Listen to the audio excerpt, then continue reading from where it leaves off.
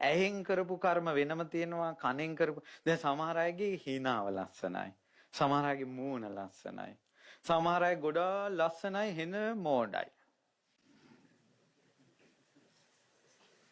අපිට සමහර අය දැකලා හිතෙනවා ගොඩාක් ලස්සනයි, පොඩ්ඩක් කතා කරපුවා හරි මෝඩයි, හිතෙනවා ලස්සන කණ්ඩද කියලා. ඒතර කොහොමද මේ වෙන්නේ මේවා? කොහොමද වෙන්නේ? සමහර අයගේ ඉරියව් සාන්තයි, කතා කරපුවම තනිකර මිත්‍යා දෘෂ්ටිකයි. ඒතර කොහොමද මේවා වෙන්නේ? සමහර අයගේ හඬ තියෙනවා, කටහඬින් ලෝකෙම ප්‍රසිද්ධ වෙනවා. ඔහු ලංකාවේ ඉන්න ගීත කියන අය හඬින් ප්‍රසිද්ධ වෙච්ච අය. ඇඟේ මස් ටික ගුලි කරලා හදාගෙන අර මොනවද ජිම් කරලා ඒකෙම ලෝකෙ ප්‍රසිද්ධ වෙන්නේ ඇයෝ නැද්ද? ඇඟ නිසා ප්‍රසිද්ධ වෙනවා. එදිර මේ එක දේවල් වලින් මේ ලෝකෙ ප්‍රසිද්ධ වෙනවා හෝ ලෝකෙ නින්දා ලබනවා. එක ඉරියව් හැදෙනවා. කොහොමද ඒ වෙන්නේ? ඒක වෙන්නේ මෙහෙමයි. උපමාවක්. ගොඩාක් බීජ තියෙන බීජ මේ මල්ලක් ගොඩාක් බීජ තියෙනවා. ඒ බීජ මල්ල කුඹුරක වපුරනවා. වපුරුවාට පස්සේ ඒ එකම කුඹුරේ ඒ බීජ හැදෙනවා. දැන් ඔන්න මේ වී ඇටයි, මුං ඇටයි, තල ඇටයි, අඹ ඇටයි ඔක්කොම ටික එකතු කරලා කුඹුරකට ඉහිනවා. එහිය ගමම්ම වී ඇටෙන් වී පැල ගොයන් ගහ පැලවෙනවා. තල ගහෙන් තල ඇටෙන් තල ගහ පැලවෙනවා. මුං ඇටෙන් මුං පැලවෙනවා. ඒ වගේ තමයි අම්මා කෙනෙක්ගේ කුසේ කලලයක් හැදුනට පස්සේ සංසාරේ ඇහැ පිනිස කරපු කර්මෙන් ඇහැ හැදෙනවා. ඒක කනට බලපාන්නේ නැහැ.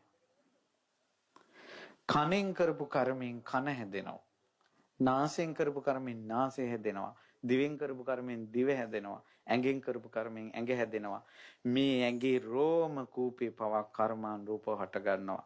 පින්වත් මහණෙනි, සසරේ මා බොහෝ කුසල් කොට ඇති හේන්, බොහෝ පින් කොට ඇති හේන් මාගේ ශරීරයේ එක රෝම කූපයක එක ලොම් ගහයි හටගන්නේ. බුදු කෙනෙක්ගේ ඇඟේ ලොම් ගහ පවා කර්මාන් රූප හට ගන්නවා. ඒකයි කර්ම විභාගේ. අපි මොනවා කරන්නද?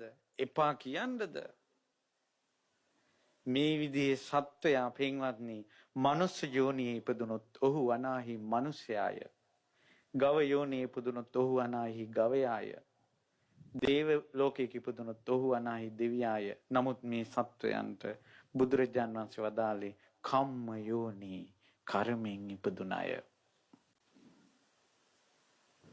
කර්මයෙන් ඉපදුන අය. ඒකයි. සමහර අය කට හැකරයි. කියවගෙන යනවා. අපිට හිතෙනවා අනේ මොකක් හරි මේ හුරියමක්වක් කළා මේ කට වහගන්න බැයිද කියලා.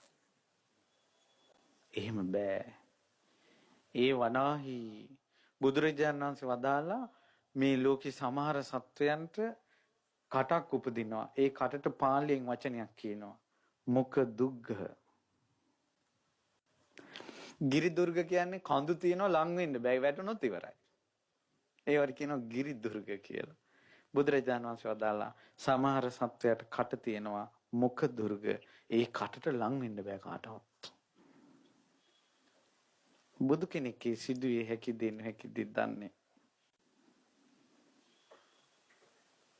මින් සත්වයාට කර්මාන රූපව ලැබිච්ච දේ කියලා කර්මය ගැන සිත සාන්ත කරගත යුතුයි.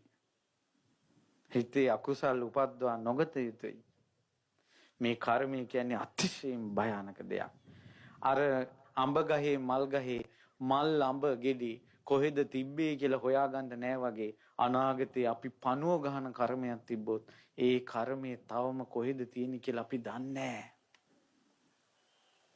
පරිසරේ හැදෙන කල් ඉන්නවා විපාක විඳින්න.